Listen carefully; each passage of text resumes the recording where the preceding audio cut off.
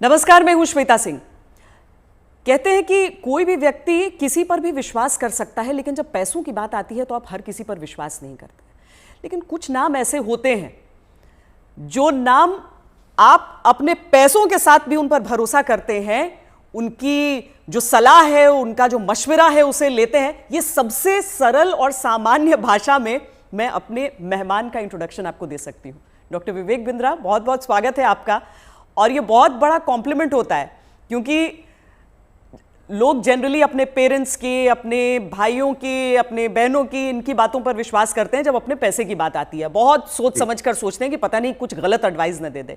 लेकिन आपके में क्या बात ऐसी है कि ये बड़ा बिजनेस जो है उसकी तरफ जो आम इंसान है वो इतना खिंचा चला आता है? धन्यवाद, थैंक यू। आम इंसान तभी खिंचा चला आएगा जब आप एक रियल वैल्यू क्रिएट कर सकते हैं, और वो रियल वैल्यू क्रिएट करने के लिए आम इंसान की जो सबसे खास समस्या है उसको सुलझाने के लिए क्या प्रयास किया जा रहा है। तो आज जो व्यापारी वर्ग हमारे देश में, देखिए, एंटरप्रेन्योरशिप बहुत पुराना है हमारे देश में, लेकिन स्केल नया है। बिजनेस खड़ा तो लोगों ने किया है, लेकिन बिजनेस बड़ा नहीं किया है।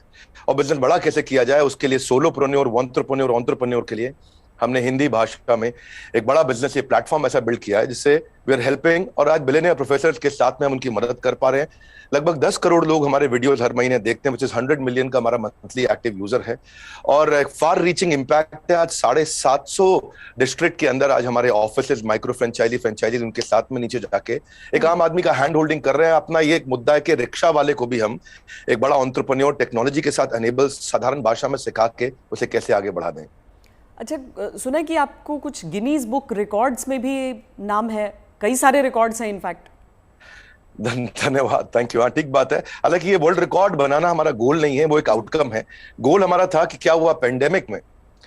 अब मुझे वो 2020 का वो समय याद आता है जिस समय अप्रैल का टाइम था, बहुत ज्यादा सब जगह इतना ज्यादा उस समय माहौल पैनिक का था कि लोगों को समझ नहीं आ रहा था क्या किया जाए। तब हमने पहला एक वेबिनार किया। एक वेबिनार में अमूमन 100, 200, 500, 1000 लोग आते हैं। हमारे वेबिनार में 10 लाख, 15 लाख, 20 लाख लोग आए तो गिनीज वर्ल्ड रिकॉर्ड में आ गया। तो हमने स्ट्रैटेजी का, सेल्स का, ऑपरेशंस का, रिटेल का, स्टार्टअप का, हमने हर सब्जेक्ट पे, लीडरशिप पे, इन सब पे हमने वेबिनार्स किए, मार्केटिंग पे, और हर बार जो वेबिनार था वर्ल्ड रिकॉर्ड में आता चला गया। आज लगभग Guinness book of world record हमारे 9 हैं, और golden book of world record मिला के हमारे 10 वर्ल्ड रिकॉर्ड बन चुके हैं। ये जो शो आप कर रहे हैं, जो जीता वही Sikandar, horses table, good news today पर, इस शो का कॉन्सेप्ट क्या है? क्या है इस शो में? देखिए, वैसे तो होना चाहिए जो जीता वही चंद्रगुप्त मौर्य, हाँ। क्योंकि चंद्रगुप्त जीते थे, सिकंदर नहीं जीते। पर क्योंकि ये कहावत बहुत ज्यादा मशहूर है तो ये नाम भी रखा गया और बड़ा अच्छा चला। ये on the spot funding reality show है। इसमें 8 इन्वेस्टर आते हैं, हर एक इन्वेस्टर अपने साथ 5 करोड़ रुपए रेडी रखता है। 24 स्टार्टअप सामने आते हैं। स्टार्टअप आता है, रियलिटी शो है, पैसा इन्वॉल्व है। इसमें Sunil Shetty production, India TV, अपना इंडिया टुडे ग्रुप जो है हमारा, और सारे, मेरा जो रोल है इसमें मेंटर, कोच, एडवाइजर और स्टार्टअप गुरु का है। तो हम लोग मैक्रो इंडस्ट्री का एनालिसिस भी देते हैं और साथ में माइक्रो बिजनेस का एनालिसिस देते हैं। स्टार्टअप आता है, इधर सबके सब इन्वेस्टर बैठे रहते हैं, आमने सामने चर्चा होती है, वहीं सब ओके हो जाता है, वहीं पैसा और उनके बदले में उनकी इक्विटी ली जाती है। तो बड़ा अच्छा शो है। पैसा लेने के लिए देखिए कई तरीके हैं। सेल्फ फंड आदमी कर सकता है, दोस्त से ले सकता है, परिवार से ले सकता है, लेकिन जो एंजल इन्वेस्टमेंट है, वो एंजल इन्वेस्टमेंट वो आपसे छोटी सी एक ओनरशिप, हिस्सेदारी कंपनी में ले लेता है। जो एंजल आता है वो एंजल की तरह काम करता है। बहुत सारे एंजल इन्वेस्टमेंट के लिए बड़े अच्छे सारे प्लेटफॉर्म्स हैं, Startup Grind, Indian Angel Network, Venture Catalyst, Chennai Angel, Lead Angel, Sequoia, Nexus, Kalari, Mumbai Angel, बहुत है। लेकिन तब भी बावजूद उसके केवल 2% लोगों को पैसा मिल पा रहा है। 98% लोग फेल हो जाते थे। तो उसी के लिए हम लोगों ने मिलकर ये शुरू किया हॉर्सेस टेबल, जहां पे हम और लोगों को पैसा दे सके, उनकी मदद कर सके। अगर उनके आइडिया में दम है तो उनकी ग्रोथ में हिस्सेदारी देने के लिए हमारे इन्वेस्टर साथ में आते हैं, और मैं उसको वहां पे आके मॉडरेट करता हूं, मैं अपनी एडवाइस देता हूं, जिसके बेसिस पे आगे हम लोग उसको आगे बढ़ा पाते हैं। मतलब इसमें कोई भी आ सकता है, कोई भी जो जिसके पास कोई आइडिया हो कि किस तरीके से आगे कोई बिजनेस हो सकता है। ज़रूरी नहीं है कि कोई बड़े बड़े ग्रुप्स हों, बिजनेस हाउसेज हों। ये मकसद क्या है इसका? आइडिया कहाँ से आया? श्वेता जी, यही तो मेन मुद्दा है कि अगर आज मैं गुवाहाटी के आगे वहां से 200 किलोमीटर दूर जाके, जहां असली भारत बसता है, जो केवल दिल्ली मुंबई में नहीं है, उन लोगों को हम ला सके, उनको बढ़ा सके। देखिए, आइडिया यहां से आया कि एक एडम स्मिथ नाम के जेंटलमैन रहे, उन्होंने मैक्रो इकोनॉमिक्स पे किताब लिखी है। 200 साल पुरानी किताब है, उसको पढ़ने के बाद कुछ नहीं चाहिए। वो कहते 4 चीजें होनी चाहिए। एक जिस देश की पॉपुलेशन बढ़ रही है वहां बिजनेस अच्छा होगा, जहां टेंडेंसी टू कंज्यूम है, हमारे देश में स्वतंत्रता बहुत है, कुछ भी कंज्यूम कर सकते हैं, हमारा देश चाइना की तरह नहीं है। तीसरा जहां एंटरप्रेन्योर बहुत है, और चौथा जहां इनोवेशन है। तो चारों लिहाज से 4 में से 3.5 नंबर इंडिया को दिए जाते हैं। इंडिया में एंटरप्रेन्योरशिप बहुत तेजी से बढ़ रहा है। तो हमारे को, आपने पूछा आइडिया कहां से आया, आइडिया यहां से आया कि गड्ढा ढूंढने का एक ट्रेनिंग दिया जा रहा है, इसके द्वारा लोगों को इंस्पायर किया जा रहा है कि कैसे एक स्टार्टअप आए, क्या वो कस्टमर का टाइम बचा रहा है तो उसको पैसा मिल सकता है, हाँ भाई बड़ा अच्छा कर रहे हो आप, क्या वो कस्टमर का एफर्ट बचा रहा है, क्या वो कस्टमर का कोई कंफ्यूजन घटा रहा है, क्या वो कस्टमर के लिए सामान सस्ता लेके आ रहा है, क्या वो कस्टमर की प्रायोरिटी पे उसको फोकस करा रहा है, क्या वो कस्टमर को बढ़िया स्किल सर्विस, क्या वो कस्टमर को कोई वेंडर आइडेंटिफाई करके दे रहा है, क्या कस्टमर के लिए कोई कन्वीनियंस क्रिएट कर रहा है। तो बेसिकली ये Urban Company OYO, Swiggy, Ola, Zomato, Flipkart, Just Dial, Zoom, ये सब इंडियन स्टार्टअप्स हैं जो कस्टमर की कोई ना कोई समस्या को सुलझा रहे हैं, और जैसे वो समस्या सुलझाते हैं, और इसी के लिए हम इंस्पायर करना चाहते हैं कि स्टार्टअप ऐसा ही है जो कस्टमर की बर्निंग प्रॉब्लम को, ज्वलंत समस्या को सुलझा सके। पर इसके आगे क्या होगा? मतलब अगर कोई इंसान है, जैसे मान लीजिए मेरे पास ही कोई आइडिया है, तो मुझे तो बिजनेस चलाने के बारे में मालूम नहीं है, फंडिंग अगर मान लीजिए मुझे मिल भी जाती है यहाँ पर, तो आगे क्या बिजनेस चलाने में मदद भी मिलेगी? बहुत अच्छा प्रश्न है आपका। देखो, जब इन्वेस्टर आता है ना, तो वो स्मार्ट कैपिटल लेके आता है, केवल पैसा नहीं लाता है, वो एक हैंड होल्डिंग सपोर्ट लेके आता है। बड़ा बिजनेस साथ में, हमारी कंपनी भी आ रही है तो हम उनको लाइफ टाइम मेंबरशिप देते हैं, ट्रेनिंग देते हैं। देखिए, जब इन्वेस्टर आता है तो वो स्टार्टअप को मेंटरशिप देता है, एडवाइस देता है, रिसोर्सेज देता है।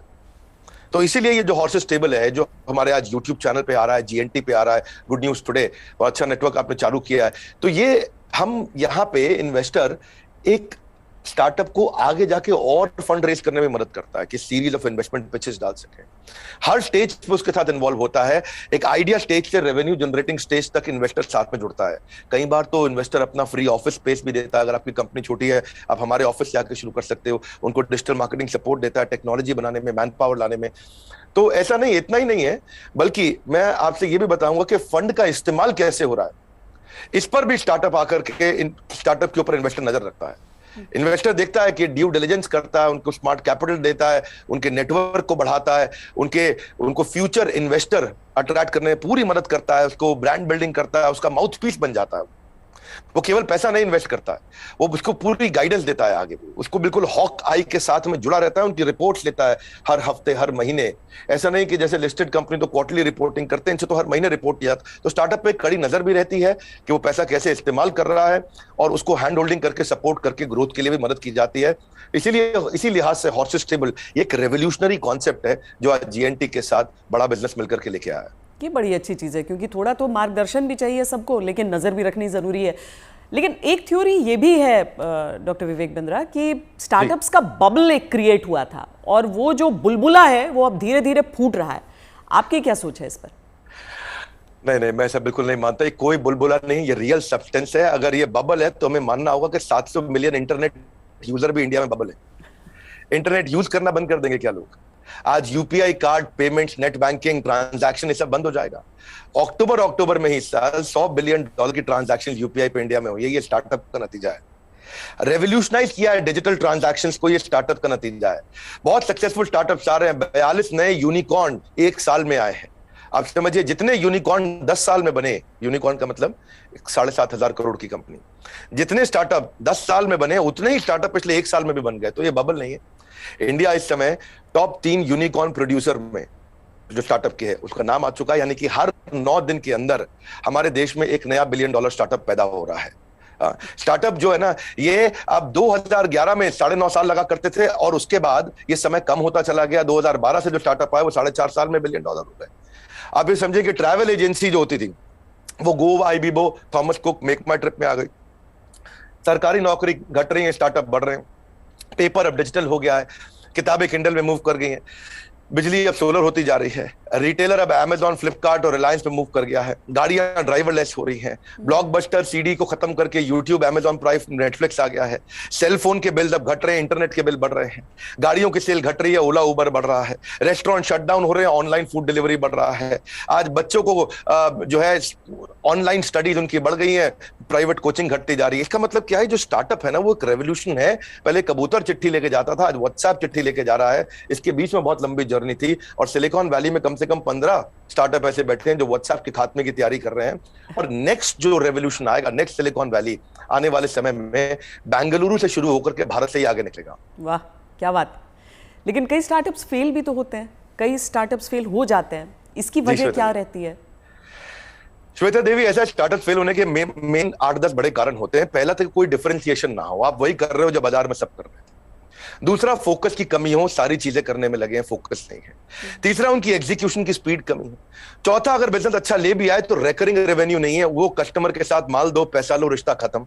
रिकरिंग रेवेन्यू यानी कि बार बार उसके साथ ट्रांजैक्शन होना चाहिए। पांचवा, कि वो अपनी टीम अच्छी नहीं बना पाते, दे हायर पुअरली, और एक कमजोर टीम लेके आते, एक कैटेगरी टीम नहीं बिल्ड करते। वो कुछ ऐसा बना बैठते हैं, गलती से एक और गलती एक करते हैं कि वो जो मेरे को अच्छा लग रहा है पर कस्टमर को उसकी जरूरत नहीं, यानी कि कस्टमर अनफ्रेंडली प्रोडक्ट बना देते हैं, कस्टमर का फीडबैक नहीं लेके आ पाते हैं। पैशन नहीं होता है, प्रॉफिट के चक्कर में चले गए लेकिन पैशन नहीं है, ये बड़ा जरूरी है। आंसर बड़ा महत्वपूर्ण है, जो आज व्यूअर देख रहे हैं उनको ये समझना चाहिए कि अगर बिजनेस मॉडल और रेवेन्यू मॉडल कमजोर है, प्री मैच्योर स्केल किया, बिजनेस खड़ा हुआ नहीं, बड़ा करने पहले निकल गए, बिना टेक्नोलॉजी के स्केल किया और उसके चक्कर में फिर आपने कर्जा भी ले लिया, तो फिर जो है वो एग्जीक्यूशन और स्लो होगा, प्रॉफिट और कैश फ्लो खत्म होगा, और फिर कैश बर्नआउट के बाद आप फंड भी रेज नहीं करेंगे। यही मुख्य कारण होते हैं कि स्टार्टअप फेल होते हैं। तो पहले बिजनेस को खड़ा करना है, बाद में बिजनेस को बड़ा करना है। क्या हम समझे कि एक स्टार्टअप कल्चर है अब, और ये डेवलप हो रहा है, और ऐसे में भविष्य से आपकी क्या उम्मीदें हो जाती हैं? देखिए, स्टार्टअप का कल्चर अब डेवलप हो रहा है इंडिया में। पिछले काफी समय से हम ऑब्जर्व कर रहे थे, नंबर 1 पे सिलिकॉन वैली, न्यूयॉर्क सिटी, उसके बाद London, Chicago, Los Angeles, Seattle, Boston, Berlin, Tel Aviv Israel में जो है, और सिंगापुर। यही केवल 10 शहर थे दुनिया के अंदर जहां स्टार्टअप्स बिल्ड हुआ करते थे। अब अचानक बेंगलुरु बहुत तेज आगे आया, हम जो पीछे थे अब हम आगे बढ़ रहे हैं। परंतु क्यों हम पीछे रह गए थे और भविष्य में कैसे आगे बढ़ेंगे उसको समझते हैं। हम पीछे इसलिए रह गए क्योंकि हमारा इंडियन एजुकेशन सिस्टम बहुत कमजोर था। इंसान को रोटी कपड़ा मकान के अलावा सबसे ज्यादा जरूरी है शिक्षा, और यहाँ पे ग्रेजुएट इतने प्रोड्यूस हो रहे हैं जितने कंज्यूम नहीं हो रहे थे। Real time corporate campus experience नहीं है, पढ़ाई पुरानी है, स्टैग्नेंट सिलेबस है, कन्वेंशनल थियोरेटिकल क्लासरूम अप्रोच थी।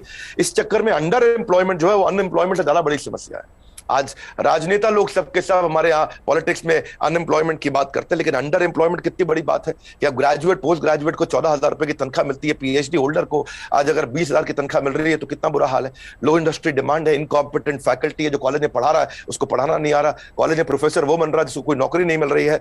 तो स्टूडेंट की एस्पिरेशन बहुत थी, प्रिपरेशन यहाँ थी, प्रिपरेशन है नहीं, एस्पिरेशन बहुत ज्यादा है। उस चक्कर में हमने हार्वर्ड के प्रिंसिपल्स को इंडिया में अडॉप्ट किया कि 80% case study, 10% project, 5% lecture, 5% learning, ये है 100% का पूरा मॉडल। और आप जो है, ये जो आपने आपका बेसिकली प्रश्न नहीं है कि कल्चर डेवलप हो रहा है, हाँ अब ये कल्चर डेवलप हो रहा है।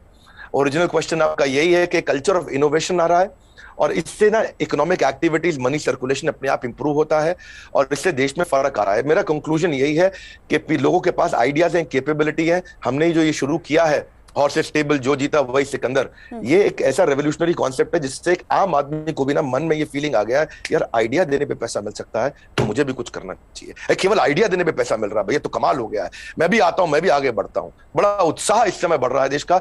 हमारे यूट्यूब चैनल पे हमको बहुत फीडबैक्स मिल रहे हैं, जीएनटी पे मैंने देखा बहुत से फीडबैक्स मिल रहे हैं, लोग बहुत पसंद कर रहे हैं, शेयर रेट बढ़ गया, वीडियो कंजम्पशन रेट बढ़ गया। नहीं, आप बहुत सही बात कह रहे हैं, क्योंकि 12वीं कक्षा की इकोनॉमिक्स जब हम पढ़ते हैं तो उसमें अनएम्प्लॉयमेंट में तो कई चैप्टर्स हो जाते हैं, अंडर एम्प्लॉयमेंट सिर्फ एक सबहेड के तौर पर नजर आता है। लेकिन बहुत बड़ी समस्या है, देश में टैलेंट की कमी नहीं है, टैलेंट पूल है हमारे सामने। लेकिन कोई ऐसा रोड मैप आपको नजर आता है कि जो प्रतिभा है युवाओं की, उसके हिसाब से उन्हें मौके मिल सके? रोड मैप एक ही है कि आज बच्चों को लैक ऑफ क्लैरिटी है, उनको प्रोफेशनल करियर सब्जेक्ट कोर्स इसके बारे में जानकारी नहीं है। तो रोड मैप केवल एक ही है कि उसको कंटिन्यूअस लर्निंग का मतलब है कंटिन्यूअस अर्निंग। उसको अपने साथ एक डिसिप्लिन बिल्ड करके अपने साथ मूक यानी कि मैसिव ओपन ऑनलाइन कोर्सेज दुनिया भर में आ गए, लगातार सीखने से खाली दिमाग खुले दिमाग में परिवर्तित हो जाएगा। अब जो anyone who keeps on learning he will stay young forever, ये हेनरी फोर्ड ने बोला है। बड़ा बिजनेस भी इसीलिए आया, दुनिया भर में कॉर्पोरेट ट्रेनिंग हो रही थी, स्किल डेवलपमेंट हो रहा था, K-12 की बात हो रही थी, टेस्ट प्रिपरेशन हो रहे थे, बायजूस, वेदांतु सब आ गए, लेकिन एक आम आदमी के लिए, व्यापारियों के लिए सिखाने के लिए कुछ नहीं था। तो रोड मैप ये है कि आपको आज लर्निंग पे फोकस करना चाहिए।